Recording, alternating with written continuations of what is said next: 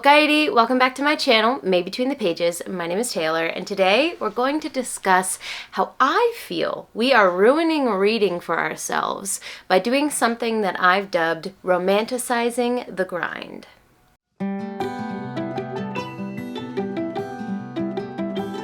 Now, as this channel is a booktube channel, surprise, surprise, this conversation will cycle back around to books. But first, I'm going to have to ask you to follow me on a different path for a little while here. Have you ever been scrolling down your feed on whatever your app of choice is and come across a video of someone showing you their morning routine, wake up with me, or in some cases they use the phrase rise and grind? I'm 99.9% sure that all of you, at least in America, have seen this type of content. And it always goes a little something like this. Join me for my morning routine.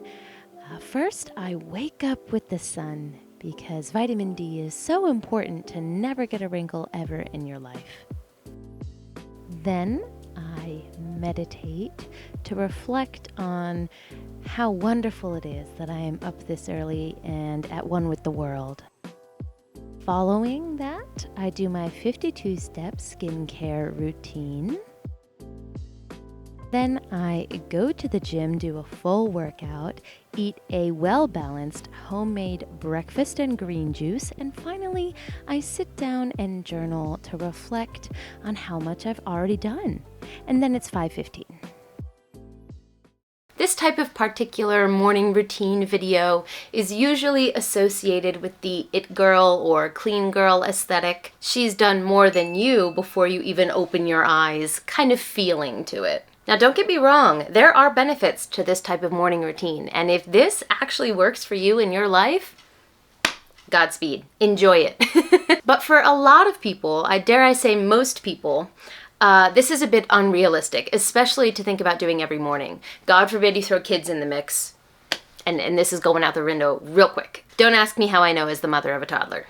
And yet, we are still captivated by this kind of content. The next thing I'd like to reference is actually a morning routine that went viral, not only for its ridiculousness, honestly, with a lot of people memeing on it and making fun of it, but also for the undeniable undercurrent of inspiration that it provided the viewers. I'm speaking, of course, about Ice Water Banana Peel Man Ashton Hall. Now, if you haven't seen this morning routine before, I'm going to be including clips of it shortly.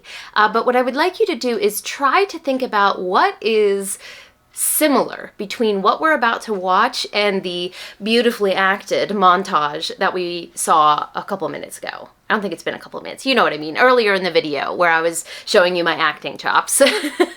What is similar between those two types of morning routines? Don't see the pain that I've been through. People don't see the opportunities that I've missed. This is why I have a routine.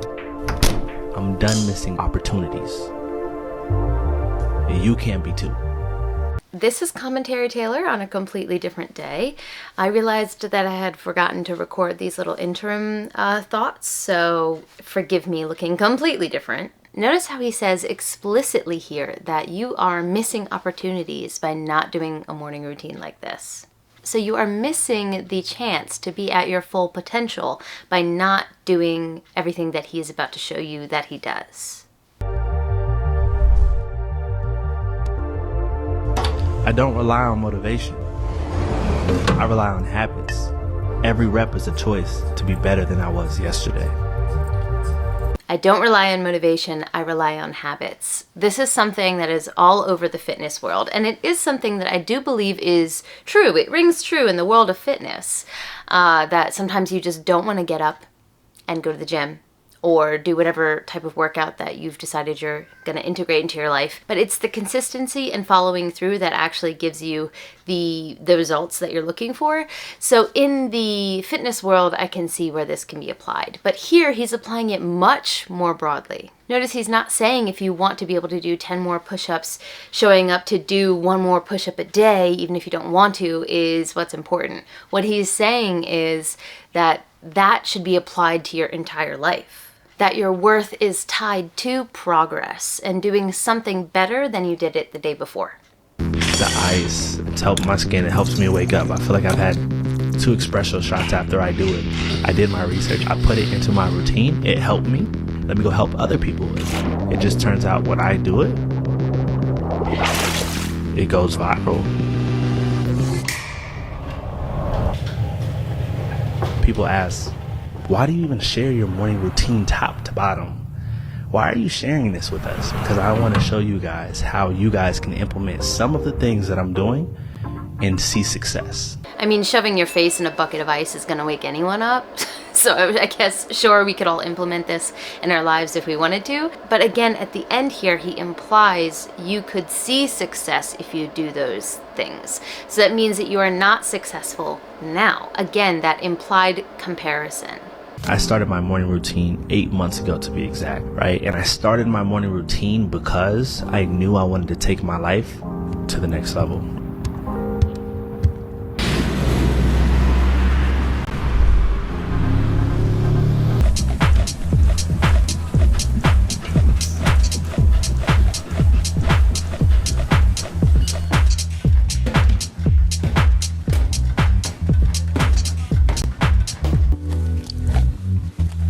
How you treat your body after a workout matters just as much. It's not just about effort. It's about how fast you can recover to keep it moving. Okay, so I included this longer last clip for 2 points. One, to show that he is yet again taking the ideas of the fitness world and telling you to apply that to everything.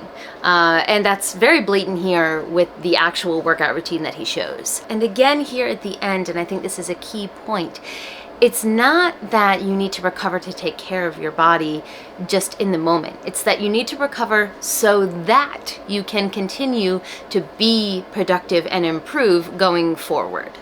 Everything is connected to making forward progress and specifically being seen making that forward progress. Okay, now we're going to switch back to your regularly scheduled programming. Now that we've watched both morning routines and talked about it a little bit throughout, what were the similarities that you noticed? I'd love to hear what you noticed in the comments down below, but for me specifically, I noticed this idea of excessive productivity. Whether that productivity comes in the form of intense workouts, early morning wake-ups, yoga with sunrise or with the sunrise, 15-step skincare routines, these things are all actually objectively good for you. But we have to be seen doing them. We have to be seen externally bettering ourselves. Otherwise, what are we doing with our time? However, objectively, if you did all of this every single day, it would be exhausting. While healthy, humans are not meant to do this much before the sun rises each day. Some days are needed for rest, recovery, social time, interacting with family members, cuddling with your partner before you wake up in the morning. These are also integral parts of the human experience. But why are those things not included in this aspirational content? It's because we do this thing, particularly in the West, which I'll talk about in a moment, but that I'm calling romanticizing the grind. We have to romanticize this idea of being on and productive 24/7 in order to inspire others to do the same. But it is specifically an unattainable goal, and that's what keeps people coming back, myself included. I watch this content. You know, it inspires me to make a green smoothie every once in a while rather than a full, fried egg or whatever. But it inspires us to keep coming back because it is not obtainable, and that constant moving goalpost, the constant desire to improve yourself in a visible way is what keeps us coming back. And that's why it needs to be romanticized, because we have to have these rose-colored glasses when trying to do something that is impossible in order to keep trying. The reason that I feel that we do this so specifically in the West, or let me talk specifically about America because that's where I grew up and where I am currently living, I feel like romanticizing the grind is a very integral part of the American ecosystem. It's what allows us to reach great heights and fosters our idea of individuality. Self-improvement is something that's within your control that you can do. And there's a lot of beautiful things that come from that, but it also leads us to ignore the collective and the idea of safety nets, right? Because if self-improvement is romanticized, if the grind is romanticized, then why aren't you doing it if it's such a good thing? And the failure to do so then reflects as a personal flaw. Now, I didn't realize this until I lived in Japan for 10 years. It's an extremely different culture. It is collectivist in nature.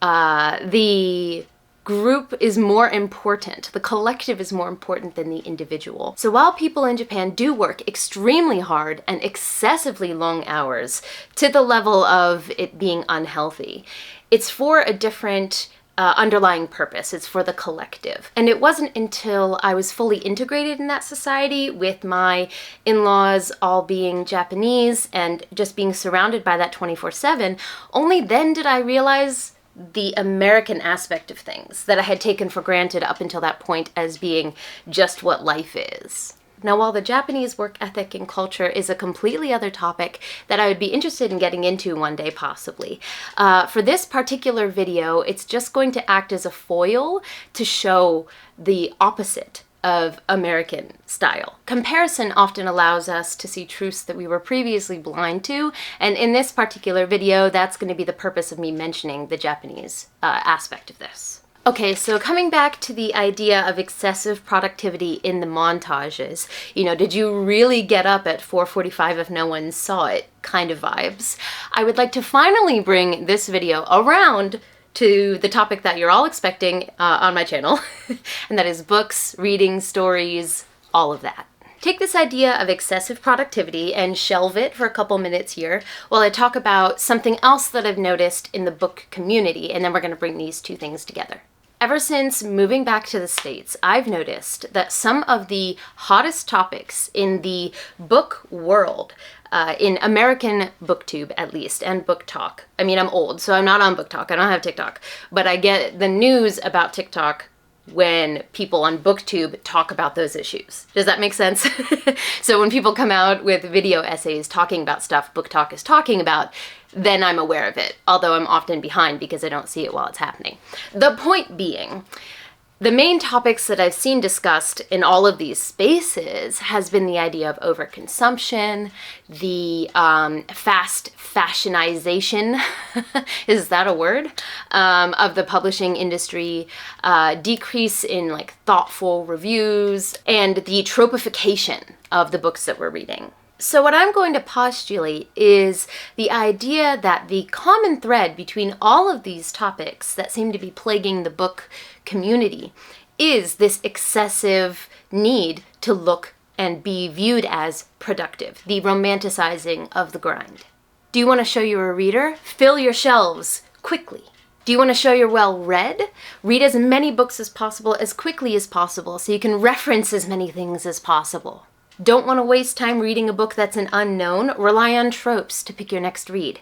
Publishers want to outsell competitors and capitalize on trends? Pump books out as fast as possible.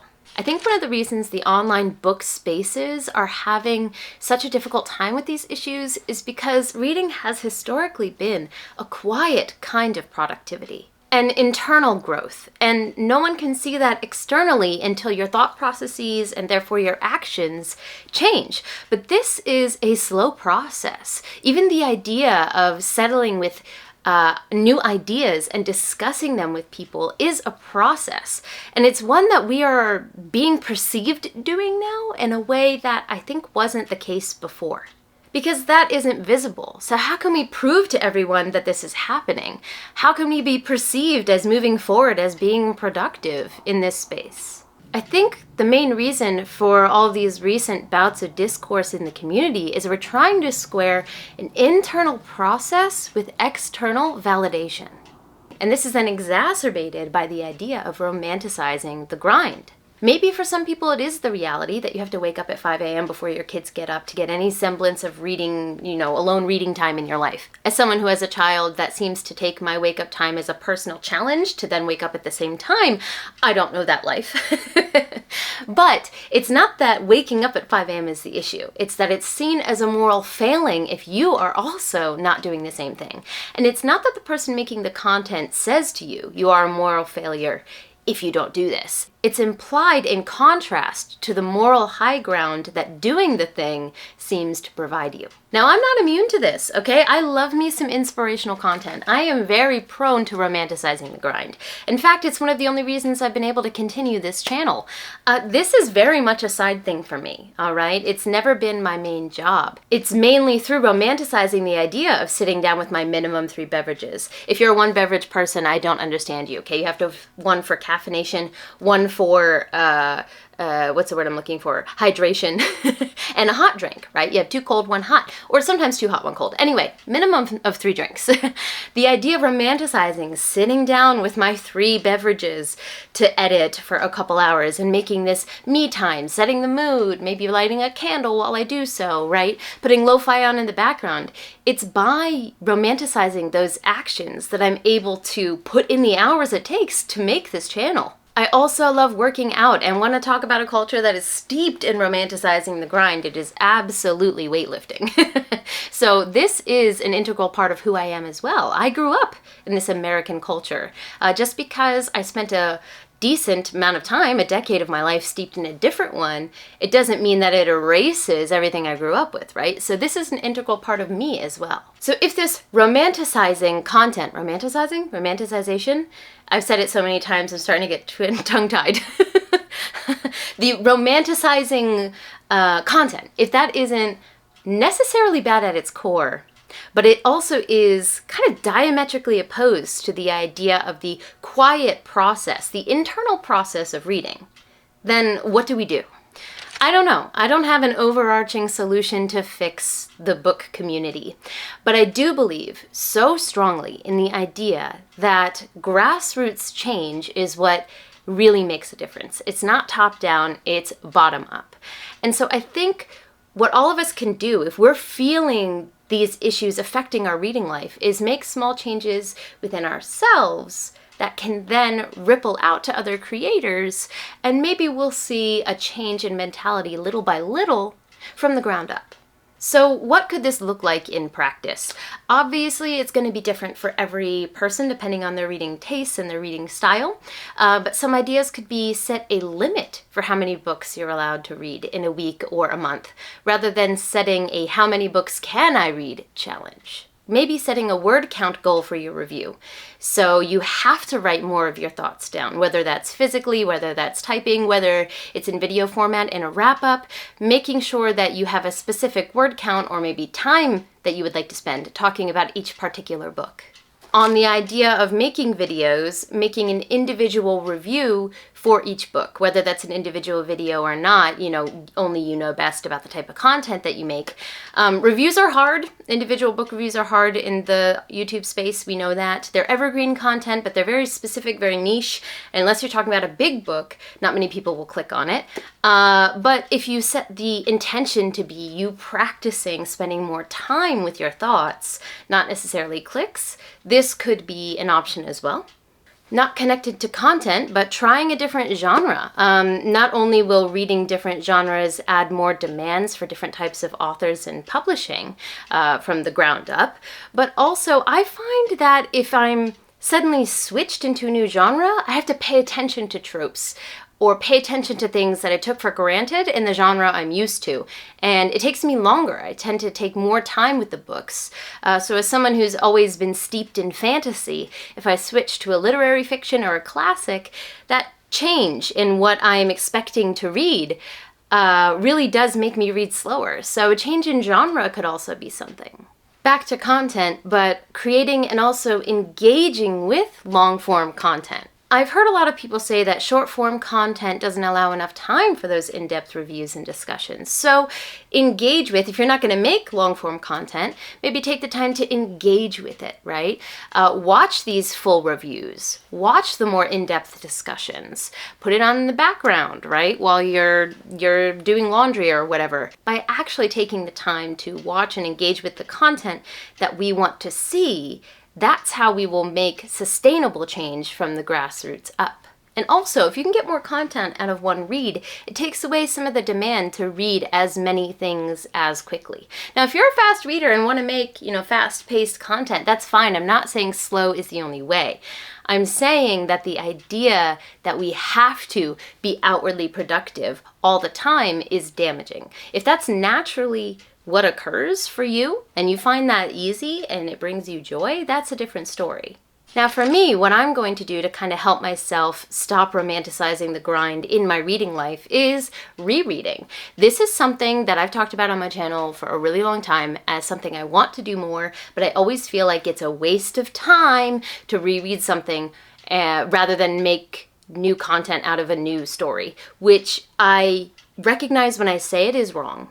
And yet here I am in the same loop, still thinking that way and not rereading books that I love.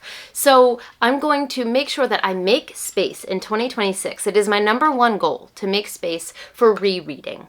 So that's one thing I'm going to do. The second is get back to watching and engaging with BookTube content. I have gone through a lot of changes in my life this last year, and I think it's only natural that I had to step away from this space for a bit and find my roots again and try to figure out where I am and settle a bit before I came back to creating content and engaging as much as I was before. And I'm not saying I'm going to be perfectly consistent going forward because a lot of things are still up in the air. But as I mentioned earlier, watching and engaging with people making the type of content that you want to see is what allows for sustainable and long-lasting change. So I want to do my part by being the consumer of that content, not just the producer. It can't be one-sided here if we're going to be a village, if we're going to be a true community. So second thing I'm going to do is spend more time engaging with and watching content.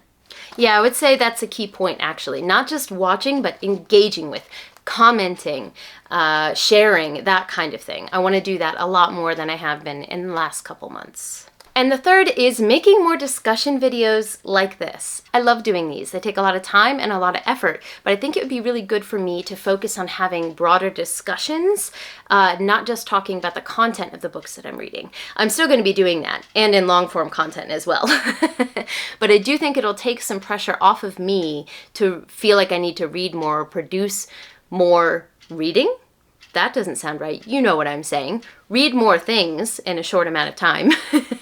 I'll feel less pressure to do that if I'm making content about other things as well.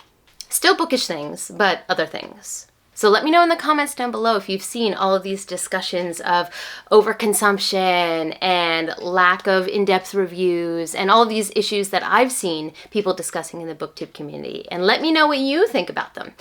Do you agree with my theory here? Do you agree with what I think the core issue is? Would love to hear your thoughts down below. Don't forget to like, subscribe, and click that bell. I'd love to have you as part of this community, and I appreciate it. But for now, I'm gonna head out. Johnny!